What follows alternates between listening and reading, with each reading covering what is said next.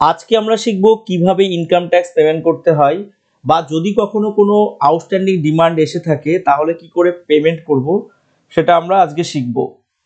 তো তার জন্য আমাদেরকে যেতে হবে সার্ভিস পেন্ডিং অ্যাকশানে, সেখানে রেসপন্স টু আউটস্ট্যান্ডিং ডিমান্ডে ক্লিক করতে হবে। সেখানে গিয়ে যে আউটস্ট্যান্ডিং ডিমান্ডটা আছে আমরা এখানে শো করতে পাচ্ছি, এখানে পে নাওতে ক্লিক করলে পরে টাকাটা পেমেন্টের অপশান আসবে। এখানে পে নাও করলে, কন্টিনিউ করলে ব্যাংকিং ডিটেলস চাইবে,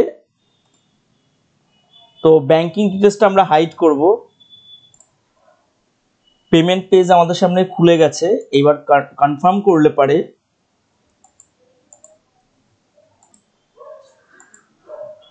ওটিপি সাবমিট করলে পেমেন্ট কমপ্লিট।